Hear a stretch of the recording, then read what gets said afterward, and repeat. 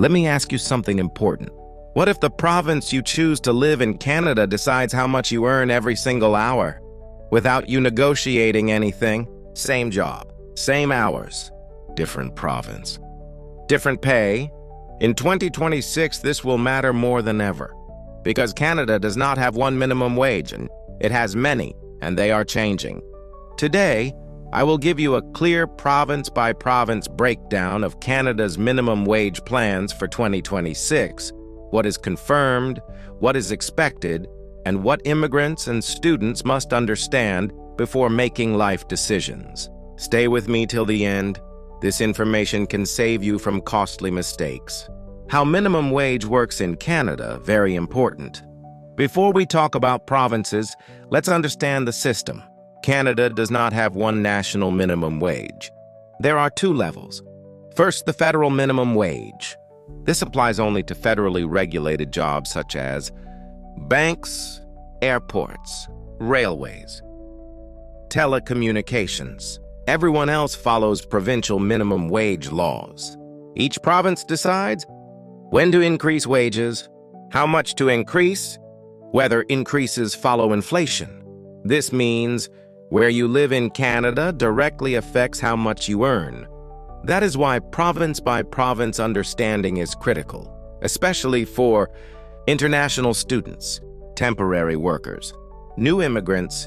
Now let's break it down. Federal minimum wage in provinces with automatic increases. Let's start with the federal minimum wage. Canada's federal minimum wage is adjusted every year based on inflation. This means increases are automatic, not political. By 2026, the federal rate is expected to rise again, continuing this inflation-based system. Now some provinces follow a similar model. Provinces that adjust minimum wage regularly. Nova Scotia. Nova Scotia has already announced scheduled increases. By 2026, workers are expected to see 2 increases in 1 year, linked to cost of living adjustments.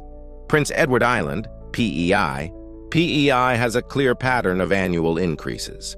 By April 2026, minimum wage is expected to rise again to reflect inflation. Newfoundland and Labrador. This province uses cost of living reviews. Minimum wage increases are expected in 2026, though final figures are announced closer to the date. New Brunswick. New Brunswick also ties minimum wage increases to inflation indicators, meaning workers should expect another increase in 2026. In these provinces, wage increases are not rumors. They are part of established policy. Major provinces: Ontario, British Columbia, and Alberta. Now let's talk about provinces most immigrants and students choose. Ontario. Ontario is Canada's largest job market. Ontario reviews minimum wage every year based on inflation. This means, if inflation continues, minimum wage will rise again in 2026. The exact figure is announced closer to the effective date. Ontario is important because many international students live here. Job competition is high. Rent is expensive.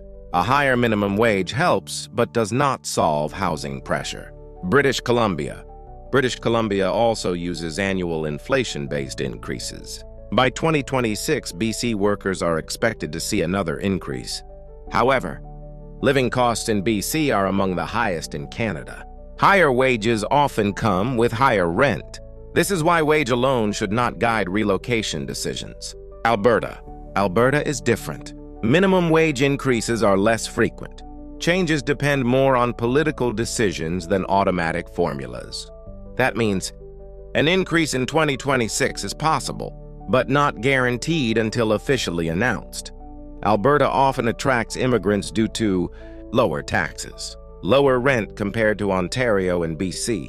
Other provinces and territories, often ignored, very important. Now let's talk about provinces people often ignore, but should not. Manitoba.